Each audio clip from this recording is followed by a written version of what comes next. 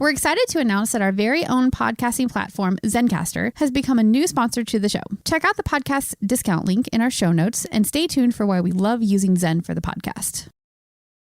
Back to school savings are officially in session at Tanger Outlets. Shop tax-free August 2nd through 6th and save up to 70% off the latest school styles. The best of apparel, footwear, accessories, and more. Save at Nike Factory Store, American Eagle, Gap Outlet, Crocs, Under Armour, Banana Republic Factory, and hundreds more. There's always something happening. Discover the latest fun and events all season long. Tanger Outlets, your savings destination.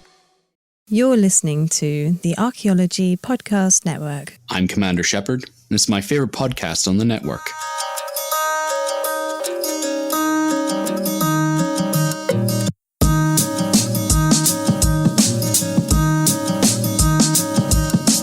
Hello and welcome to a very special episode of Archaeoanimals, the Archaeology Podcast Network's podcast about, well, bones and animals that lived a long time ago. But today we're going where no archaeologist has gone before, which is completely incorrect because there are plenty of them who studied this. We're going to space, the final frontier, beyond the glittering sea beams, into the worlds of Mass Effect.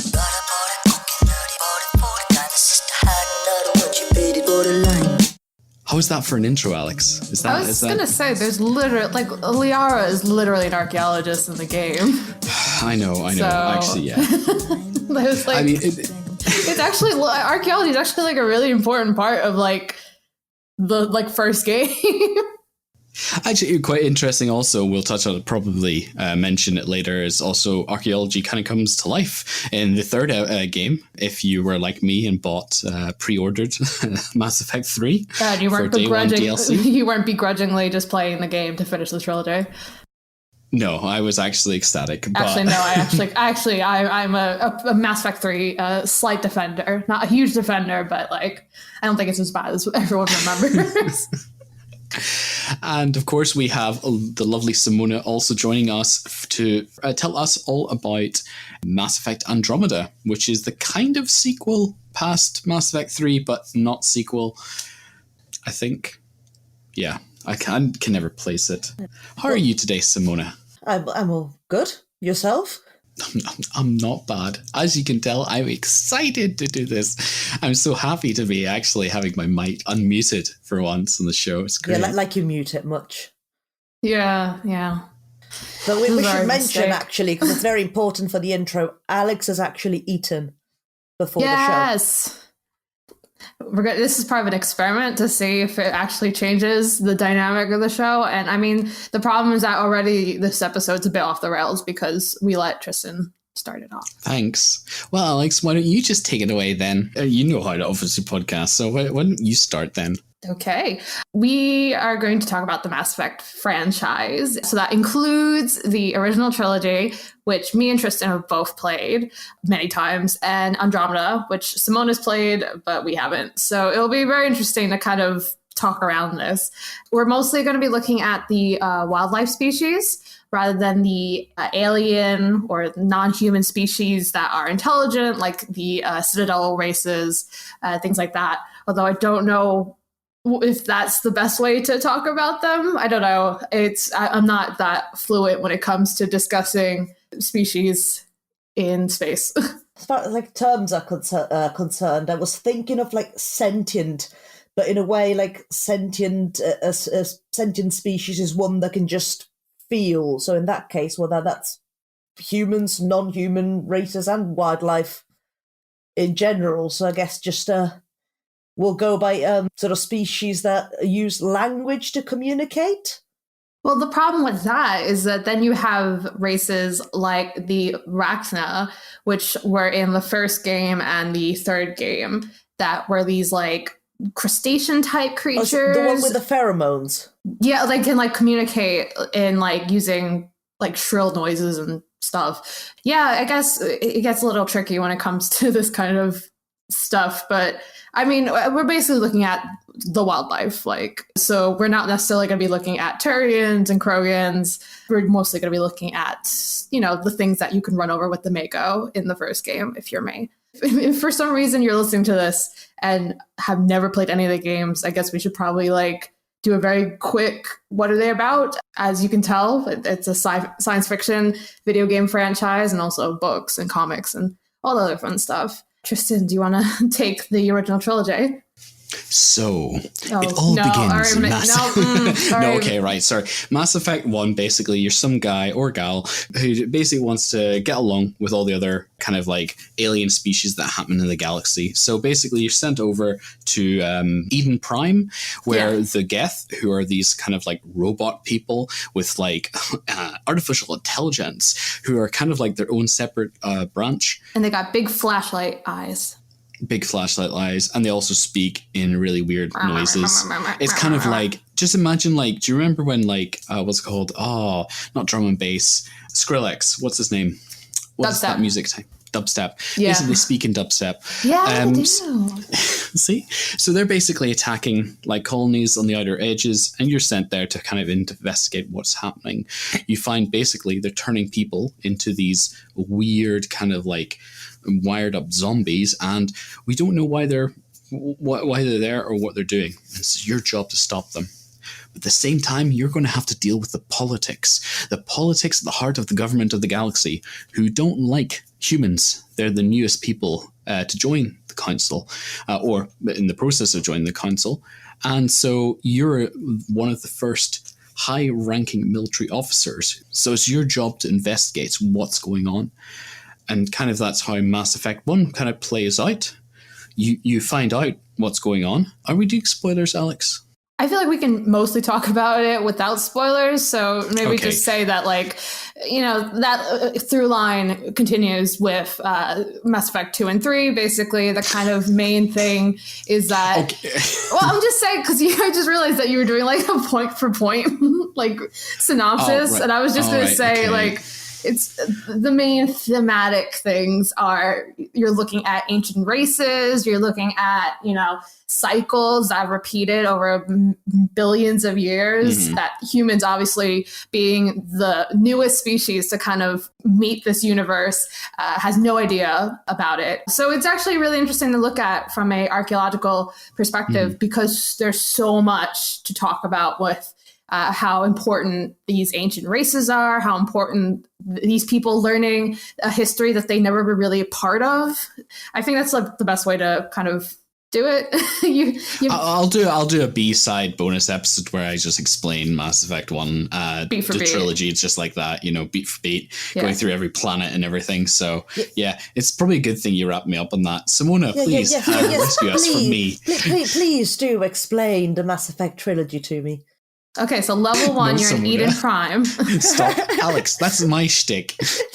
Then, following the 3 Mass Effects, because the latest game that's come out in the franchise is Mass Effect Andromeda, which is probably the most hated of the entire franchise, because nobody seems to like it. I do quite enjoy it myself. You didn't see the what it was like when Mass Effect 3 came out.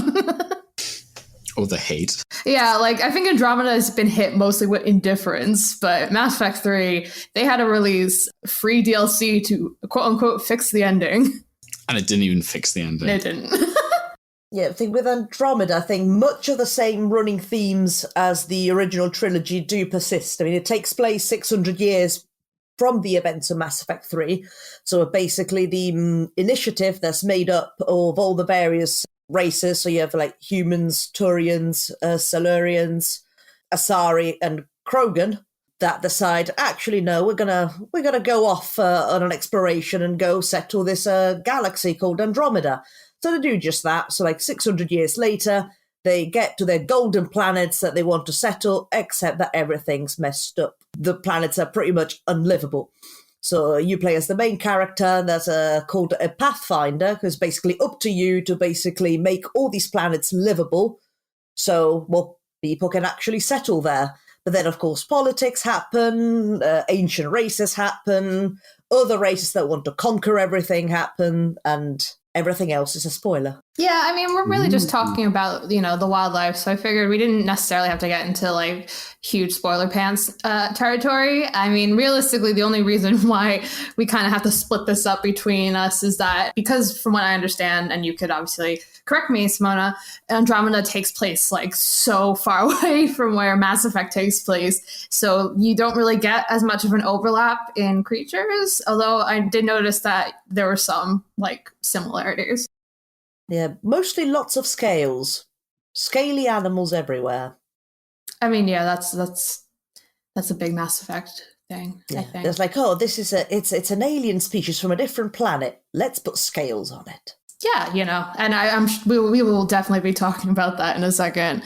But I guess, just to be fair, because it's the one that we don't necessarily, at least me and Tristan don't really know about, we could start with one of your creature picks.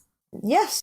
Because it was difficult to select some species, because unfortunately I couldn't find an awful lot of material or like good enough, like large enough photographs for me to actually look into detail what dentition and limbs and things like that worked. I think one that I had on my list was the Rilcore. They're not awfully certain how to pronounce it. If someone knows, please, tell us about it in the comments. And the Rilcore is it's a dinosaur-looking creature. It's just like simple that you usually find on Haval and Kadara, and it does in fact look like a sort of like a Utahraptor type thing, but it is in fact an egg-laying mammal, which I believe is called a monotreme. Again, if that's how you pronounce it. So it's a mammal that lays eggs, but however feeds milk to their young. So the real word equivalent for that would be the echidna and the platypus. So it's a dinosaur-looking platypus, essentially. And it's, as you may have figured, it's a bipedal mammal with sort of prehensile arms. So it does have, again, spines, like spinal plates on the head and, on the spine, which I wonder whether any of you had any ideas of what they could be used for. Like, would it be like for some sort of like dinosaurs or sort of early prehistoric creatures where they would use it to gather more sunlight, you think? Well, one of the planets they're on, is it Harval that's really dark and wet, or is it the... Because isn't Kadara is the... Or is it Kadara is kind of the wet planet? Kadara is sort of the deserty, like, outlaw land. Right, yes. Okay, no, I'm remembering this now. And Harval, is that the... that's the jungle-looking one. Is it quite interesting how on both planets, which are quite different in their environments, this kind of creature exists? It almost gives the sense that maybe those plates are for something like regulating temperature to deal with the contrasts. Or what would you think? Yeah, because that's what I was going for, so I expressed it badly with sort of catching sunlight, because I'm forgetting the name of the species. It's not a dinosaur, because I think it's sort of a precursor to sort of dinosaurs as we know them. That animal's got a big baby plate. Dinosaurs. Yes. It's got a big sort of plate on its back that he used to use to regulate body temperature. But it's completely escaped me what this animal is actually called. So I thought maybe something like that. I think I know what you're talking about, but I also cannot remember anything really. But I just realized kind of like when we were going through this list that probably some of the most interesting parts of all these creatures are not osteological at all. It's just like, oh wait, they're like all really cool. Like they must have adapted in very interesting ways to climate, because there's like a pretty nice kind of diversity of climate in all the planets in the series. And then I was just like, oh, well, that's not really something we find, huh? Although I guess, of course, it's never specified what material these plates are made of, because then if they're purely, I don't know, if they're sort of for sexual dimorphism or just, just a feature, I mean, there might be bony plates for all we know. No one specified. That's true. Yeah, that is true. We are by far going to be the only people who have actually put this much thought into the biology of these creatures. They'll be like, aside from the developers. Bioware, you're doing another Mass Effect for some reason. Yeah, but no, I think there's a lot of thought going to how sort of the creatures are developed. No, because I was looking, I think, one of the companion books for Dragon Age, because I know we're talking about Mass Effect, but, still Bioware. And they do have some sort of notes in these companion books of like naturalists in the Dragon Age world, and they do have sort of anatomical drawings of various species. So like someone is putting the thought into sort of like devising sort of a skeletal structure for these animals, clearly. But it's quite cool. But we've got one osteological feature in the Ryle Core that's quite interesting, because I was looking at sort of the dentition of it, and the incisors, or the front teeth anyway, look very rodent-like, except they're pointed, like canines. So it's like a murder rabbit. And the other teeth, and that's a feature that's found on several different species encountered in Andromeda. The other teeth are quite sharp, but they seem to be aligned in multiple rows, so they're kind of reminiscent of fish teeth in a way. So like, some fish tend to have teeth sort of all over the place. Boo it. Hate it. Also, I feel like that kind of like rodent-y front teeth thing is something that you see a lot in Mass Effect creatures. I definitely noticed it looking through a couple of these creatures, to be honest. Yeah, very nice. So bringing it back to the original trilogy now, I believe we got a very shifty-looking animal. Yeah, I mean, I need to confess, I've never actually run into the shifty-looking cow before. Wait, you have not? I haven't. It steals your money and you cannot get it back. I know. I think... I just don't notice. I think I probably run into him and then I don't notice. Oh no, like you can notice, but like it is on a weird planet in the middle of nowhere. Yeah. And if I remember, I think you can talk to it. I can't remember. It's great. I think the story behind it's really great as well. But yeah, let's talk about the shifty looking cow. It's a cow with arms. Alex, do you want to describe the how it looks? Yeah, kind of like how Simona was saying about the Rykor is the shifty, not the shifty looking cow, the space cow, which I believe in Mass Effect, there's a couple of creatures that are literally just called Space Blank. It actually has that kind of weird, like almost anteater face type head. It doesn't look anything like a cow, or even though it is considered a bovine creature. It has 4 legs and 2 smaller arms like a dinosaur. And yeah, so specifically the shifty looking cow is a cow that will follow your player character in the first Mass Effect and steal credits, which is the currency in the Mass Effect universe. And I've never experienced it, so I don't know if Tristan wants to take over from here. Right. Okay, sure. I've shot one before. Don't get your money back. And unfortunately, like, there's not really much to do with it. It is, I think, pretty much an Easter egg, and it does, like in context of the game, it's interesting because that planet is one of the grassy planets that you can kind of like go to, and I mean I'm not here, I didn't see it eat anything apart from my credits, so I'm wondering, is it what we would analogously describe like a bovine creature that just feeds on grass?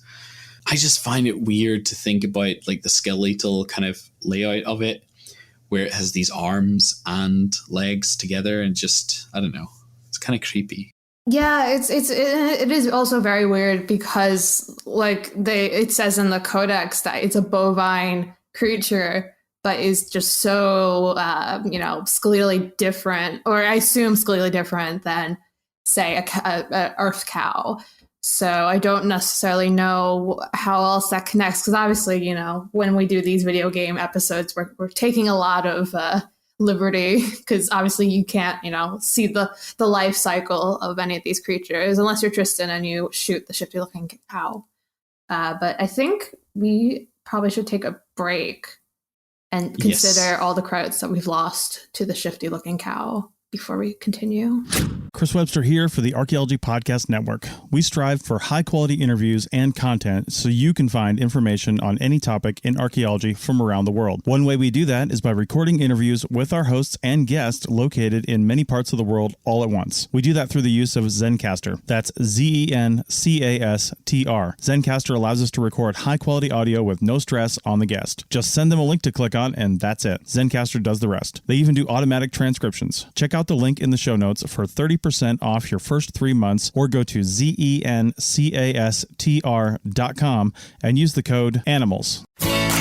Shop Plato's Closet tax-free August 2nd through 4th for back-to-school styles. We sell the trendy, gently used styles you need to make a difference in the world and in your wallet for back-to-school shopping. Save up to 70% off regular retail prices by choosing recycled styles. Save even more when you shop tax-free this weekend. Make a change that others can respect and repeat. Shop Plato's Closet in North Charleston and West Ashley this year for your back-to-school looks. Plato's Closet, located in West Ashley on Sam Rittenberg Boulevard and North Charleston on Rivers Avenue.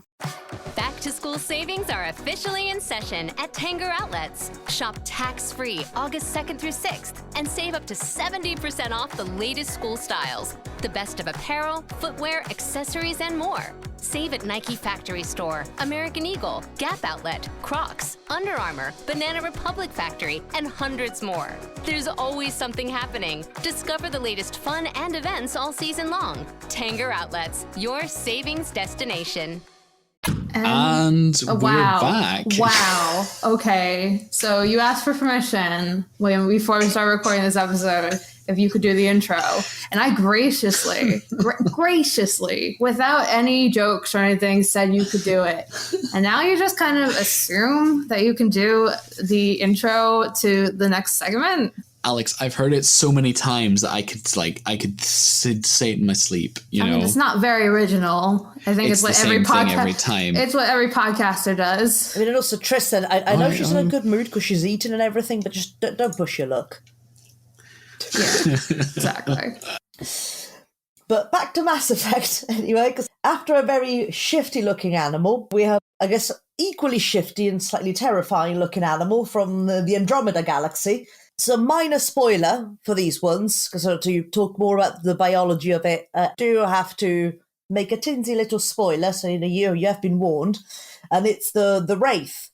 So the Wraith is a species that's used for warfare by the Ket, which is another sort of non-human race that is native of a galaxy, not sure which one, I haven't got that far into the game. And for all intents and purposes, we could say that it's sort of a domesticated animal. But not really, because here's the spoiler, because one thing that the Ket love to do is to basically ketify other species, where basically they insert their genetic makeup into different species and almost entirely sort of rewrite their genetic code and turn them into Ket that do, however, have some features of the species they originally used to be. So that's what they've done with the Wraith, because the Wraith is originally a species called the Chalerian. So that they've, I guess, captured these Chalerians and put them through this process, which they refer to as exaltation. And here you have Wraiths. So this way, basically, these animals, while not domesticated per se, they are docile to them and they will follow their instructions and attack you on sight. It's brilliant. So they're four-legged animals, sort of with 4 toes on each foot, and they have, guess what? They've got some bony plates on their spines. And one thing that's interesting, so although they're quadrupedal, the front limbs and the torso seems much more developed than the hind legs. Reasons I'm not sure. What do you think, Alex? What would a sort of stronger front limbs help you with? Biologically, it helps you look much cooler than the latter, I think. Actually, I was just thinking about how interesting, because again, we take a lot of liberties when we do these episodes, because a lot of the I guess osteological choices in the creation of these creatures is more of like, this looks cool. So it's interesting to kind of see the human natural selection kind of happening when it comes to creating these things. Because I don't necessarily know exactly why your front limbs would be more developed than your hind legs. So especially not in the case of this particular species, because again, it's a quadrupedal animal that sort of runs on all of its legs and doesn't particularly, sit up or stand up or anything. But it's got much better developed front legs for reasons. So it's got that, and it's got the scales, sort of like these bony-like plates, and the formation of the skull is described as a carapace, just to spice it up a little. Listen, we have skulls and bones, and we have scales, and when we put them together, we basically have a carapace. Because I think the carapace in this particular game, because the ket, you may not have seen, they're very carapace-like. Yeah, I've seen them before. Sorry, for the people in the room who are obviously not as well read and intelligent as you two, carapace, is that just like a special type of covering, or what does that actually mean? Silence. The carapace is, I guess it's mainly keratin, isn't it? Because it's basically what you have on tortoise shells and such. Yeah. So kind of bony, kind of not really. I think of carapace a lot when I'm thinking of like crustaceans. So that's why I was saying kind of like it's almost like an in-between between scales and bones. Thank you. You're welcome. Yeah, and other than that, I mean, I couldn't find much in terms of dentition.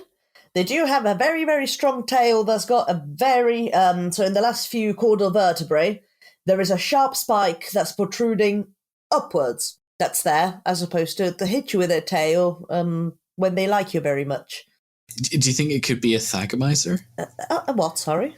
Named after a thagomizer, named after, was it? I know you're Simeon talking Thag. I'm lost. So you know so the bit on the end of the tail of a stegosaurus, you know, the spikes. It's called a thagomizer. It was first called that in a comic by The Far Side. Yeah. And since the scientific community didn't actually have a term for it, they just informally adopted the cartoon definition of thagomizer. And it's a fun little, you know, sci-fi story. In science, we have fun sometimes, you know?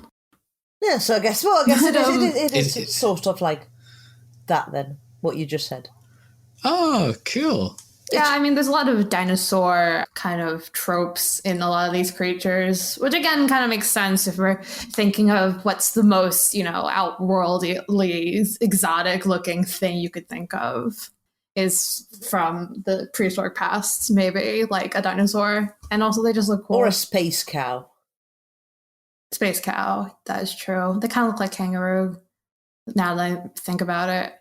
But yeah, one thing I really like about these reefs, especially because I didn't know about these, it's something we'll talk about later in the next segment. There's a theme in the Mass Effect franchise where there's a lot of ideas of kind of like evolution, synthesis, things like that, and how that affects certain species. So I think that the race will be a really good case study alongside the husks, which is what I had originally wanted to talk about, but I had no idea that there was a very similar theme in Andromeda. So, Tristan, do you want to talk about pyjaks? Oh, I love killing. I mean, I love making sure that I like making sure that the food stores of Clan Erdnot are not raided by pyjaks. So pyjaks are basically, they look like space monkeys. I mean, they basically are space monkeys. They're found on a number of different planets, like Elitania, Zora, and Tuchanka. The best. Tuchanka. Yeah, Rex is best boy, by the way. Rex is best boy. Grunt is best son. We stand. Oh, careful. We're not going to say who best girl is, because that starts fights that in the Mass Effect community. So if you know, you know. I take it Krogans that you're mentioning? Yes. Yeah. So yeah. So Krogans Rex and Grunt. So Tuchanka is obviously the home planet of the Krogans. And in Mass Effect 2, one of the mini games, this is not a spoiler, this is a mini games you can play, is basically you fire rockets and you kind of do a kind of how would you say, like a tower defense against pyjaks who are coming to steal the stores. Yeah, because you're not allowed to run them over with the Mako like you could in the first game. So yeah, of course. Yeah, I mean, that was fair. As someone who actually loved driving around in the Mako. It's quite interesting to see like the way they're like shaped as well. So even though they're like a monkey, it's kind of like they're very thin limbs and a very kind of weird pointed face. It actually reminds me a little bit of the pointed face of the space cow. Like there's this animal that doesn't normally have this anteater like face, but actually in this world, it's like it's got this kind of thin like snout, and I wonder if that kind of contributes to like the feeding pattern. I can't remember exactly where they were in Mass Effect 1. Alex, you might be able to elucidate on that. Was it a grassy planet, or was it like a... Elitania is like one of those grassy planets, which I don't know why I remember this so clearly, but it's one of the planets where you can find like one of those cool relics. That was like a collection quest. And yeah, it's interesting that, like the space cow, the other kind of like almost one-to-one equivalent of an Earth creature is found in the very temperate, like grassy type planet. Although Tuchanka's far removed from that. Well, I guess it depends on diet as well, because I'm not very familiar with a shifty-looking cow. I roughly know what pyjaks look like. So, like, to me, it's sort of like a monkey and a shrew had a child, and he'll be a pyjak. So because of that elongated snout, but to me, sort of what anteaters and shrews and sort of animals with this elongated snout have in common to me is that they're mainly insectivores. So I wonder whether that's sort of how they evolved based on their diet. But now it begs the question, I don't actually know what a space cow eats. Because we call it cow, but then were they called space cows because they're at all related to bovids? Or is it just, humans go to a different planet, see a species they've never seen before, they're like, oh, that kind of looks like a cow, space cow. We do have a habit of doing that. Yeah, it's pretty typical human behavior. Space cows are like said to have been eaten a lot. They're like really tough kind of meat in the game. So it wouldn't surprise me if it was a case of literally just, we need food, let's shoot the first thing we see. It's kind of like a cow, I guess. I don't know. I bet they say, oh, it tastes like chicken. Ha, ha, ha. And then all the Turians and Krogans are like, what are you talking about? I don't get it. And the Turians say, I can't actually eat that because I can't. Amino Dex. Yeah. See, I that remember could be its lore. own podcast. What do Turians eat anyway? They have to eat. They have to have a special diet. Yeah. The same as the Corians, right? Yeah. Because I remember I think it's in the Citadel or on Ilium, where like a Turian is trying to kind of like chat up this like Quarian. Oh yeah, I know exactly. Like, yeah. She's been like, I don't know. She's like, oh, I can't go out with this human, and he's kind of like he's ghosting me or something like that. And the Turian's like, yeah, well, wouldn't it be good if you could like go out with somebody who can like eat like you? Like we should go out for dinner sometime, And you're just like, buddy, I see what you're doing here. Yeah, he's trying to muscle in. Yeah, it makes sense, and I guess they would probably get along a little bit better and probably easier to cook for a Quarian and a Turian if they're next to each other. But again, it's not about those species because I think it gets a little bit more difficult when you discuss those, and I think technically more out of the zooarchaeological aspect. That makes sense. What's this next thing? Because I think it's a Andromeda creature. Andromeda. It's very Andromeda heavy, I must say. Which is fair, to be fair, because a lot of the Mass Effect, like, original trilogy stuff is either the kind of sentient species that you're meeting for the first time, or they're more synthetics like the Geth. So I think it was probably going to end up being more Andromeda heavy anyway, but I don't even know how to pronounce this one, so go ahead, Simona. In Andromeda, there's a bit more exploration, of course, you're settling new planets. So everything is completely new, I guess. But yeah, the next one on the list is one that I also don't know how to pronounce. I mean, the Iroch is what I'm going with. And again, it's another boy that is very bigger front limbs and chest with smaller hind legs. This one, it sort of makes a little bit more sense. I mean, it's a carnivore that's found on Vold, which is the icy planet, Kadara, so like the sort of more warmer, toxic water, like outlaw land planet, and Haval, the jungle planet. So it's adapted to very, very different climates, and it very strongly resembles a gorilla. I think with one of the main substantial differences is that it has, once more, plates on the skull, which again could be bony plates, maybe for sexual dimorphism, although every single individual I've encountered had them, so maybe not.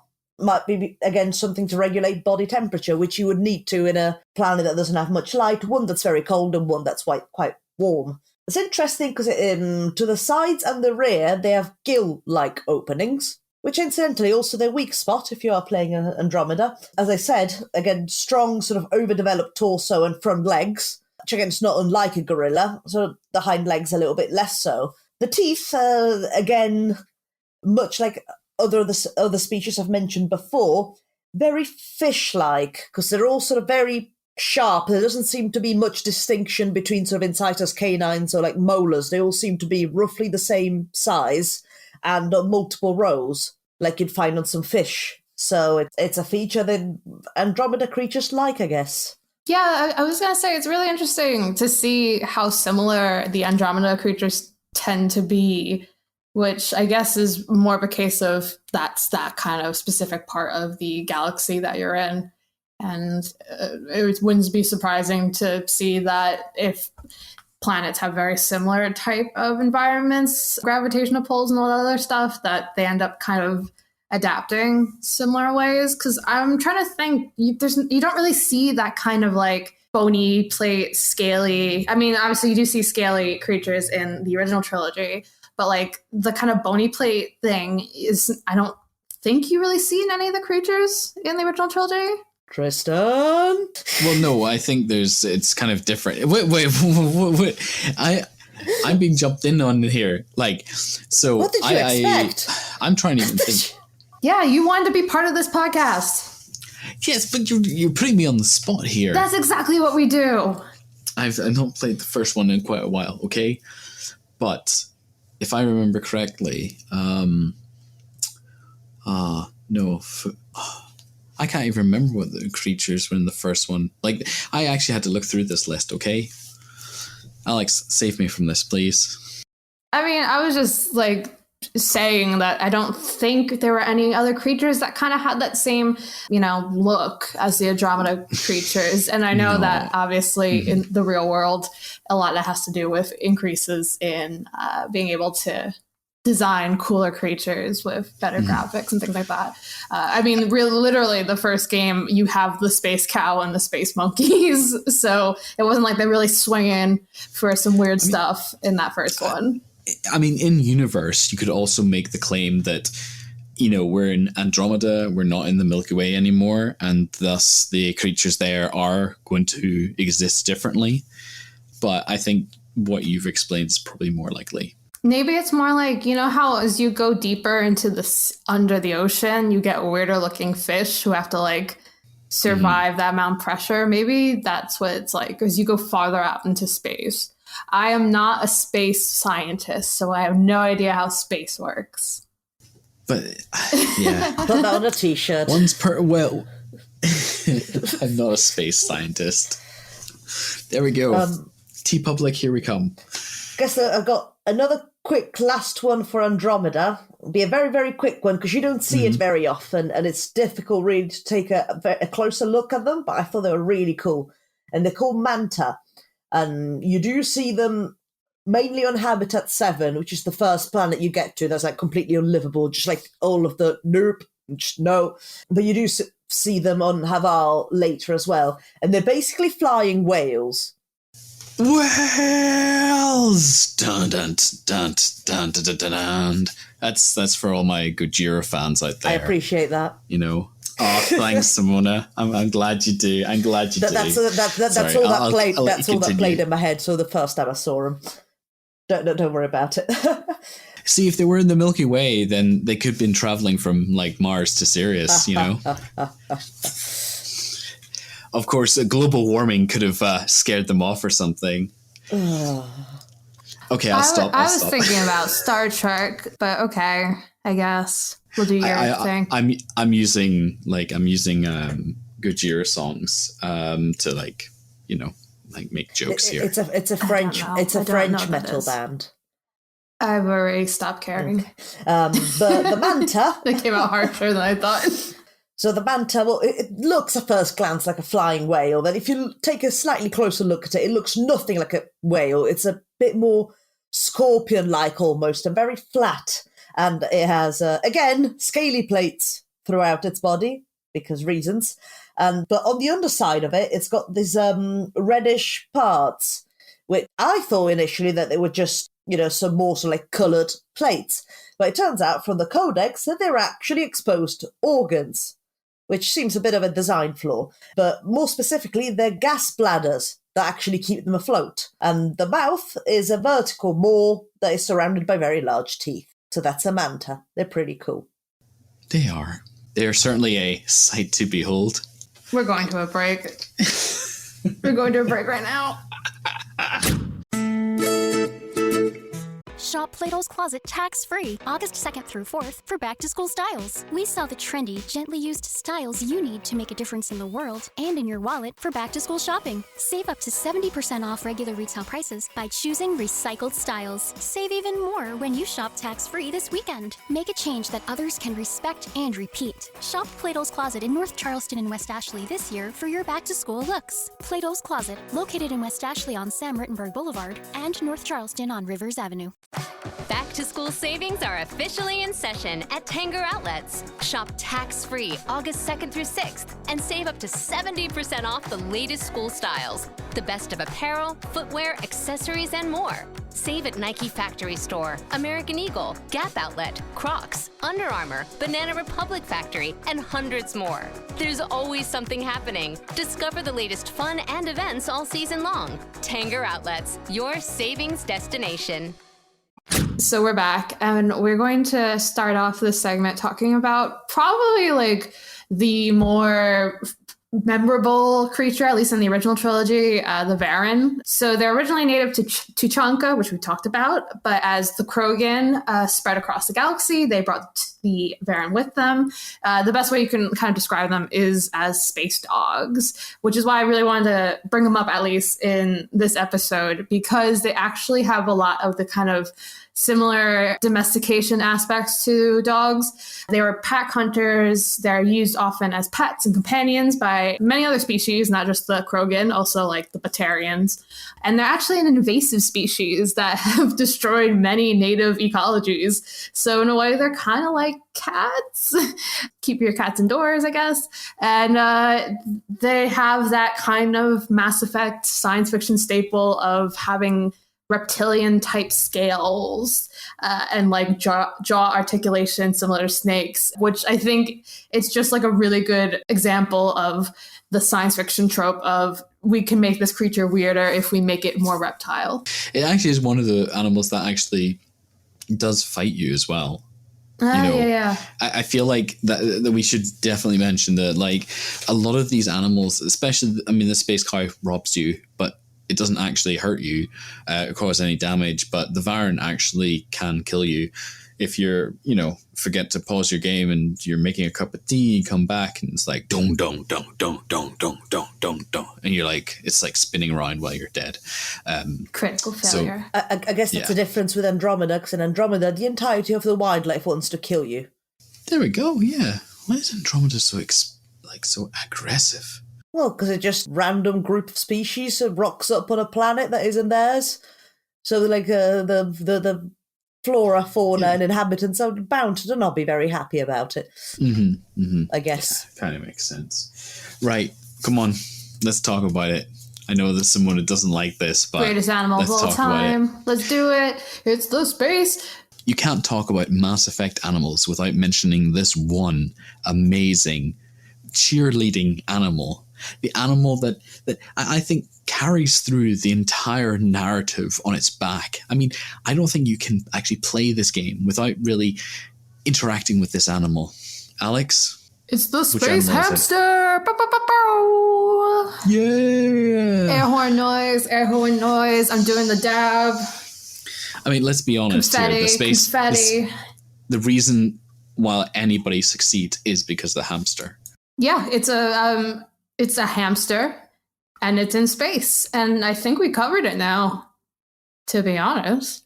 Okay, I think we can cover it a wee tiny bit more, can't we? Like, it's cute, it's fluffy, but I also am quite interested, like, hamsters in 0G, I mean, what's, like, do you think they just kind of, like, if you put a hamster in a ball in 0G, would it go in, like, any different direction? What would happen? Yeah, like, so the weird thing is I don't think it's ever really specifically, like, mentioned in the game if it's just a Earth hamster that's been put in space, or if it's its own breed of hamster that is from like another planet. It's literally referred to as space hamster. You can buy it, the player can buy it as a pet, and it doesn't need to be fed, unlike the fish in the second game. So is it its own species? I'm not 100% sure, but I do think it is like an interesting kind of point to bring up the issue of bone density, because obviously that's something we don't necessarily in Earth ever have to deal with as zooarchaeologists, but it's something I only kind of just realized is like, oh, of course, when you're in space, from what I've learned from NASA, especially if you're in microgravity environments, so maybe not necessarily something that the space hamster would experience, because ships like the Normandy seem to have their own stabilized kind of gravity, but up in, the space, it's not space shuttles, but up in space, you have a kind of microgravity environment. So what happens is, because you're not using your bones, your weight isn't on to your bones, you actually get a decrease in the bone density and the mass. So if you're up in these microgravity environments for an extended period of time, you can lose up to 20% of your bone mass. So NASA has to kind of like tailor things to that when you come back from space. So it is really interesting to think about, obviously, how does that affect any of the humans who are just traveling willy-nilly in space, but also these kind of creatures that aren't necessarily out and about as much. The space hamster is just kept in a cage, a tank. Do you feel like it looks really quite too small for the hamster? Like, yeah, it does. I would have liked It's like a mouse. I would have rather had a bigger cage that like was a bit more interesting. That hamster's there all day. Like, it needs enrichment. Or is that the term, Simona? Is it enrichment? Yes, the fictional hamster in a video game needs some enrichment in its habitat. Yeah, exactly. Thank you, Simona. But there's clearly some stakes in the welfare of your pets, because in 2, your fish can die if you don't feed them. Yeah. The space hamster is immortal. It's just or does it not have to eat? No, it's an AI space hamster. Whoa! Wait. Does that mean it could be like susceptible to like Reaper indoctrination? Oh gosh. Oh my gosh. Oh my gosh. This is the next Mass Effect trilogy. We just broke it wide open. No, it's the Maker in Dragon Age. The Maker that's in the heavens. It's a space hamster. Because you do see find Easter eggs of both games sort of into each other. You have Dragon Age Easter eggs in the Mass Effect series, and you do see Krogan trophies in Halam Shiral when you do your Wicked Hearts quest. So they might actually be in the same universe, for all you know, just on different planets. Is it like the theory that people have with Flintstones and the Jetsons, where they actually take place at the same time, but the Flintstones are living on Earth, where everything's reverted back to a more prehistoric time period in terms of technology, and the Jetsons live above Earth? Yeah, so there you go. The space hamster is the Maker. Oh, wow. Are there any other kind of Easter eggs? I don't know. I've not played Dragon Age, so I wouldn't know. But I'm just wondering. This could be another episode. Simona, you're right in that there is a Krogan in Dragon Age Inquisition. I also believe that there's some Easter eggs in terms of writings you can find for the Codex, and some of Cole's whimsical talk is Mass Effect themed. But I was also going to say that there's also this really hideous looking armor that you could get, like a suit. It's so bad. It's so ugly for the original Mass Effect, at least 1 and 2, called the Blood Dragon armor. It was like a Dragon Age Origins tie-in. It is the ugliest thing I've ever seen. There's another thing as well in Andromeda, sort of spoilers, not spoilers, because I think it's right at the end of it, so I've not seen it myself yet.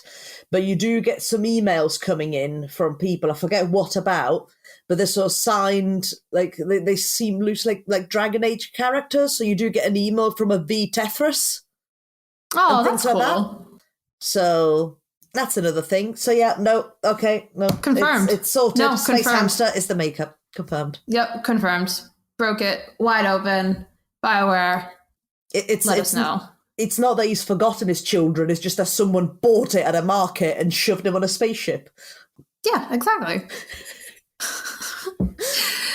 All right. I think to kind of round off this episode, I mentioned it in the earlier segment, but one of the main themes that seem to be in both the Mass Effect original trilogy and in Andromeda is this idea of, creating new creatures, synthesizing new creatures, this kind of imposed evolution of creatures, which is really cool. I didn't know that it was that far into the series. But, kind of what would that be in terms of zooarchaeological aspects? And, what about synthetic / organic hybrid creatures? So the original trilogy basically has big baddies, the Reapers, which are big sentient machines.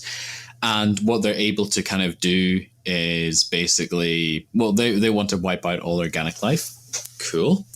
So one of the things that they do is they kind of harvest organic life and kind of would I say infect and like kind of change and almost implant cybernetics into that organic creature and like take over them, and so what it means is that you're almost using your enemy's kind of forces against them, because all they're doing is they're killing their own soldiers. So what happens in the first game is where, for example, humans get placed on these massive spikes called dragon's teeth. And what happens is basically over a process of time, the cybernetics seep into the person and they become this kind of like skeletal looking creature, but like with a bit of flesh or stuff on the very bones. Zombie-like. I mean, I think that's the main kind of gist they're going for. And then obviously in the later games, you have other aliens who are being taken over by the Reapers, and kind of in some ways it feels like they've been kind of taken apart and put back together. Particularly, what is it? What's the big ones? What's the big guys? The Harvesters? No, not the Harvesters. The Brutes.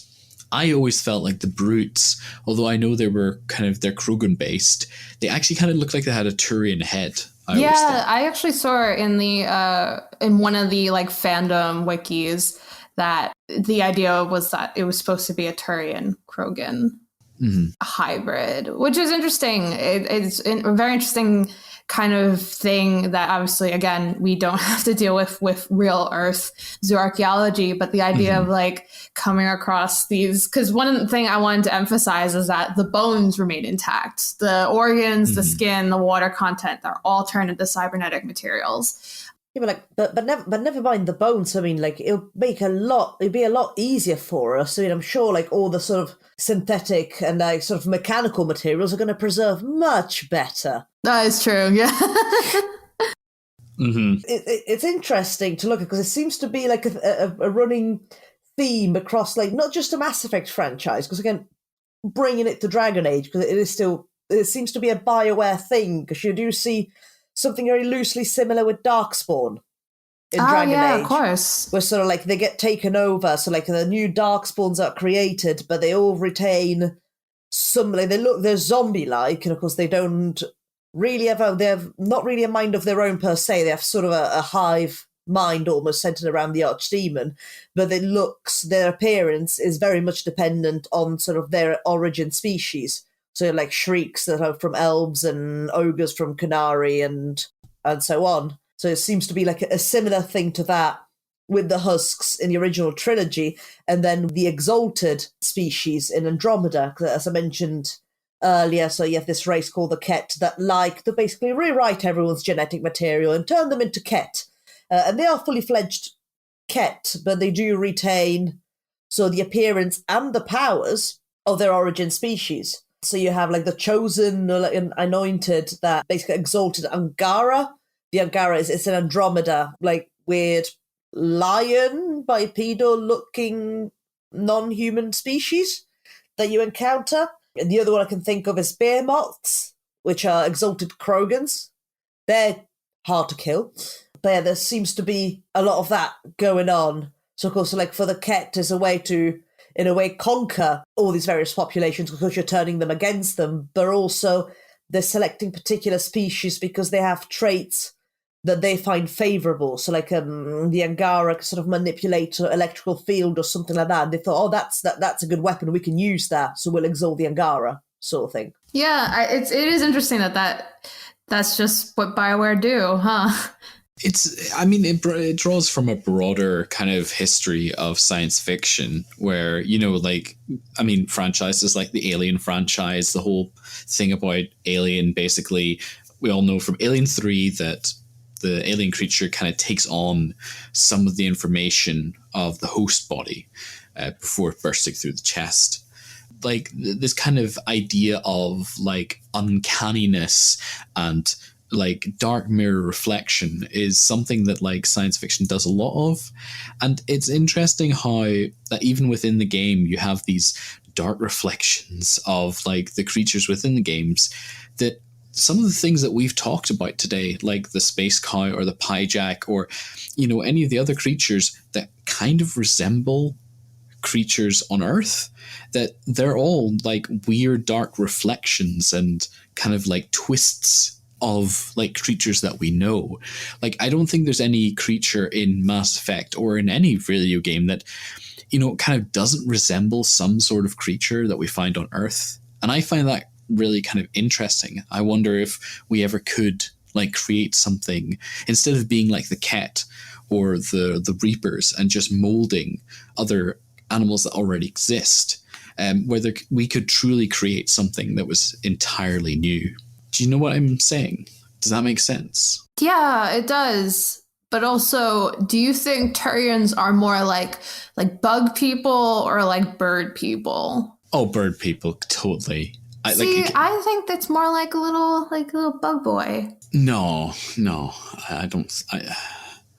What about you, Simona? Simona, you've seen Turians. I see Turians more because we're sort of bird, but also reptilian, which in a way makes sense if you look at birds and what a lot of their sort of limbs look like. So it is a bird-like. Okay, so Turians are the dark reflection of birds. But they're so nice. But so good. I actually just, that sounds like it should be on a t-shirt. That's like a poster level stuff. That is good. Hire me, BioWare. I will bring the Mass Effect franchise back, baby. As someone who romanced Kaidan the entire time, I clearly have great taste. Oh no, you didn't. Come on. No, we can't finish this episode without me dropping that hot knowledge. Oh, yes, it's true. I'm extremely boring. Yes, that means in Mass Effect 2, I didn't romance anyone because I was only there for Kaidan. No. And you know what? It's great, and I don't care what anyone says. Come at me. You're a terrible person. You know that. Send me all your angry tweets. Right. Alex, come on. Let's answer this question. So, who's best girl in the original trilogy? I mean, obviously, Tali's my daughter. You didn't romance Tali then, I take it? No, and I have a very strange hatred of Liara, if that's what you're trying to get to. Really? I hate Liara. Why do you hate Liara? I think it's because it's more of a writing thing. I think it's because she's more pushed as the kind of romantic companion for either Shephard, and that frustrated me. I mean, but like she kind of does get her kind of zeal in like Mass Effect 2. I was really impressed with one of the DLCs where she kind of actually seems to kind of take over and take charge of something that's kind of, okay, I don't want to spoil it, but like I like the writing of that DLC for Mass Effect 2, which has Liara in it. It's really good. I think I was just jealous because she actually went to a well-paying kind of career after being an archaeologist, which is something that I haven't done. So yeah. I can't remember. In Mass Effect 3, she meets, obviously, the Prothean, doesn't she? So the Prothean, for anybody listening, is the ancient, precursor race to all the other races in the galaxy that are thought to have been wiped out the last time the Reapers killed everybody. That's not spoilers. That's just what's happened. And if you were like me and you bought day one Mass Effect 3, you got a day one DLC of Yavik, who's one of the Protheans who actually survived. So this Prothean comes back thousands of years later, is revived, and it's really funny to see the archaeologists really excited to talk to this person who obviously knows so much about the ancient world. Oh my God, I've studied everything that I've studied the monuments, I've studied the texts. What can you tell me about this? And he turns around, he's like, I don't know. I was just a soldier. I was just like, yes, yeah, get in. I think it's great when the past kind of punches back, when the expectations that archaeologists have for finding the silver bullet or the Holy Grail gets kind of punched to the ground, just as a violent reminder of how brutal the past is. And I think that's why I really liked Mass Effect's kind of portrayal of that character, that they weren't just the font of knowledge, but actually they were their own person who had their own motives, and they weren't going to bow into some sort of something to be absorbed from. So I thought that was really good. I didn't get DLC, so yeah, I guess that's the end of this episode. Oh, come on. Yeah. I followed all of that. I remember those moments very clearly in my mind. You guys are terrible. You're making fun of me. I'm pouring out my heart and soul. I'm not making fun. I've just not played those games, so got yeah, and I just over my head it went. Yep, I just never played the DLC, so I don't know. Just you, buddy. All I've got to say for Andromeda is with the exception of Drac and Vetra, I want to throw all of my companions overboard. They are awful, aren't they? They're useless. I'm sorry. I must say, first, honestly, Simona, I don't care how you do it, but please play the original trilogy, because honestly, I don't. Alex, back me up on this. I don't think there's any bad. I think you can rank tier-wise the companions, but I don't think there's any companions that are definitely write-offs. What do you think? My husband... Don't say Liara. No, my husband is Morton Solus, and it will always be a crime that I was not able to romance him. And that is my final statement on the Mass Effect franchise. That's a good statement. Well, I think Let me kiss a Solarian, you cowards. You can in Andromeda. What? I think. Oh, now I have to play that game. Oh, all right. It's okay, Alex. Just I know you take a deep breath and just push through. You can romance a Solarian. It just ever so happens that Solarian is a Sarah from Dragon Age, but really annoying. Ugh, I can never get what I want. I guess, yeah, let's end this podcast so I can be sad about this. Remember, if you enjoyed me being in this podcast, make all your feelings known. I'm not coming back, am I? No. I'm going to be relegated back to the benches, back to the producer. If you're lucky. You can't kick me out. Well, why don't you finish the final bits of this podcast, because you'll never be back on it in this form. Oh, that's shot through the heart. You were on the Star Wars episode with me, technically. So. I technically was, yeah. No, I was. So I might be back, people. I might be back.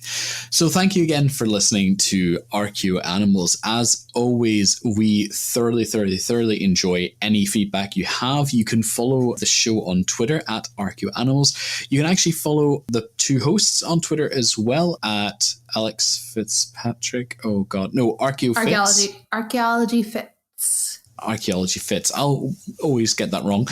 Myself at An Archaeologist, and Simona's at Crazy Bone Lady. So if you want, you can also, if you want to get in touch with us and you have any comments or questions or suggestions, you can send them over to us. Remember, you can always become a member of the Archaeology Podcast Network, which helps support us in doing these shows. And yeah, I think that's everything. Thank you very much, Alex and Simona, for putting up with me. And anything, yeah, I think we'll leave it there. Bye. Bye.